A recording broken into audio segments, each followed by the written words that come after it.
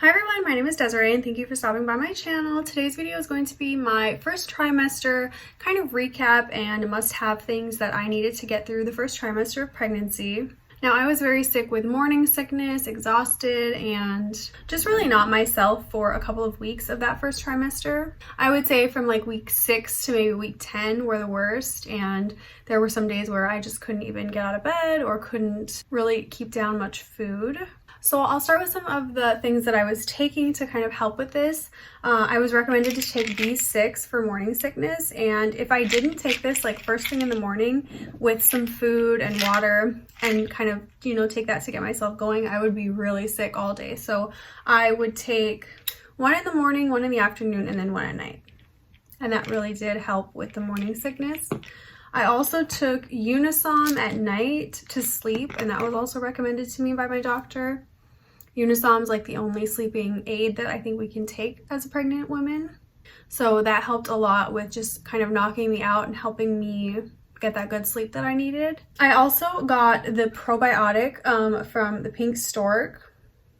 Now, I didn't really have any issues with like going to the bathroom. I know some people have like constipation problems, but I didn't. And I think that this probably and my, diet was the reason why I'm still taking this.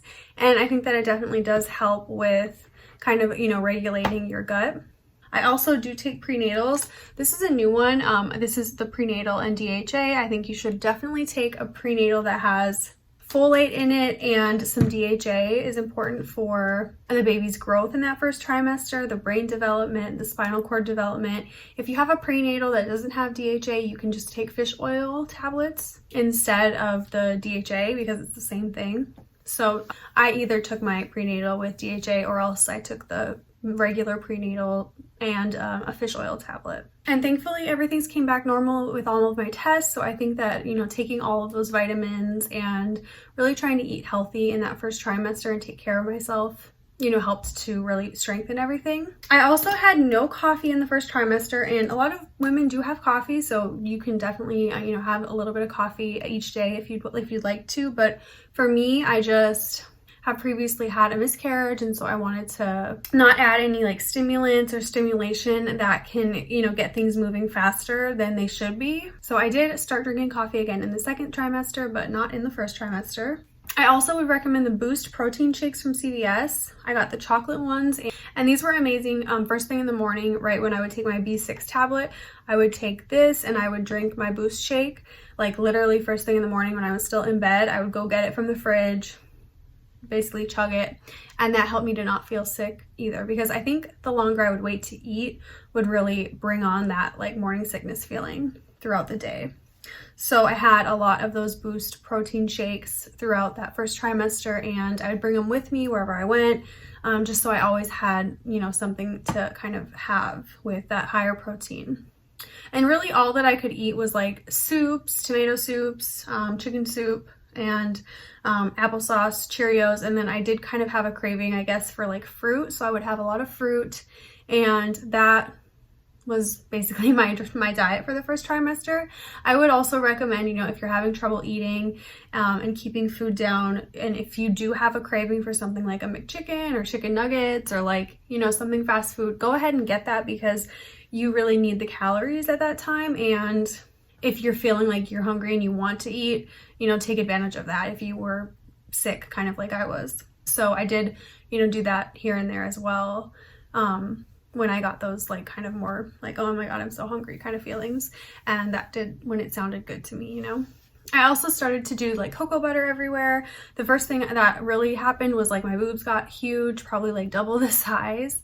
And so I did a lot of cocoa butter everywhere, and also bought some new like comfy sports bras that, helped with that.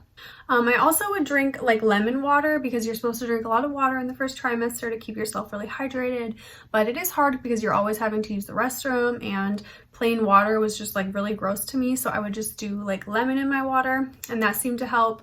Really cold ice water with lemon was my go-to. I also would have like a little bit of like sparkling water, like the sparkling waters that don't have any sugar or anything, just plain like sugar-free type of drinks. And those were really good too for kind of calming your stomach and, you know, making you feel better. And then for headaches, I did kind of start to get headaches toward the end of the first trimester, and I still do sort of deal with that now. The thing that helps me with that is peppermint oil. I have a like peppermint oil, just kind of essential oil, and I will kind of put that like in my head or like right here where I'm getting the headache, like wherever it might be. That helps me like knock the headache out right away. I don't really have any trouble after I put that on. And then I also would do like some Vicks, you know, to sort of open everything up. So basically, I mean, that was it. That was my main go-to advice for the first trimester. And just, you need to be very like calm with yourself, sensitive to yourself, not try and push yourself too hard when it comes to working out or even just work in general. You know, if you can take some time off, and those days off when you are really sick, or, you know, get to sleep earlier, just lay in bed a little bit longer than you normally would, that's fine. Be easy on yourself, because, you know, hopefully it'll pass, and in the second trimester you'll be feeling just back to normal. So I hope you guys enjoyed this video. Thank you again for watching and stopping by my channel. If you have any requests or feedback, please leave them in the description box. Have a great day. Bye.